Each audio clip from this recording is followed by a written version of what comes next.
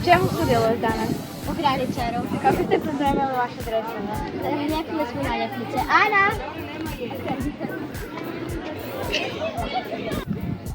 U čemu sudjelujete danas? Pa ja ne sudjelujem, ali sam došla podržati svoje prijatelje iz razreda. Ja sudjelujem u graničaru. Mislite li da ćete pobijediti? Ne.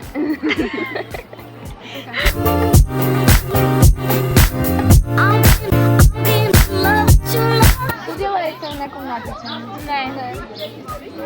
Mi ćemo igrati što niste mi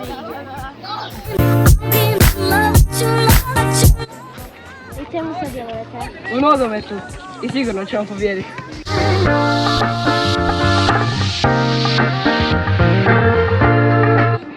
Šta vi radite? Popravljam mrežu od gola. Opa, mislim da se. Što mislite, ko će danas pobijediti? Petaši ili petaši? Pa svakako petaši. Ima, pa nisam gotovo. Na tehničko-taktičkoj su mnogo više razini nego šestaši. A graničar? Graničar. Čekaj da se sjetno to ide. Petaši su sad. Igramo. Šestaši ovaj put. Da. Ravnopravno. Tako, da.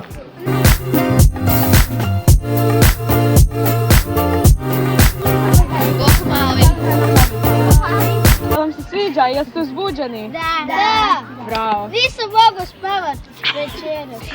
A ja sam zavrtila pola sata. Ja isto. Znači, Dobro sam.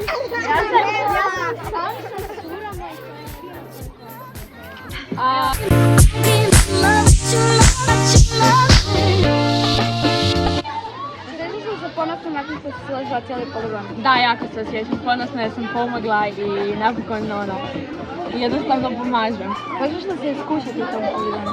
Neću u tom, ali ću se u nekom drugom od profesora. Jel ćete pobijediti? Da. Ja navijam za sve vas. Srećno! Zašto se slatki? Zato je su prvi raz. Dobro, pa ja ću vas.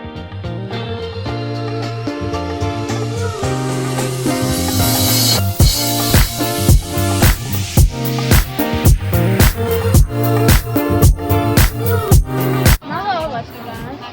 Nema veze, rastirat ćemo mi oblake dobrim raspoloženjem.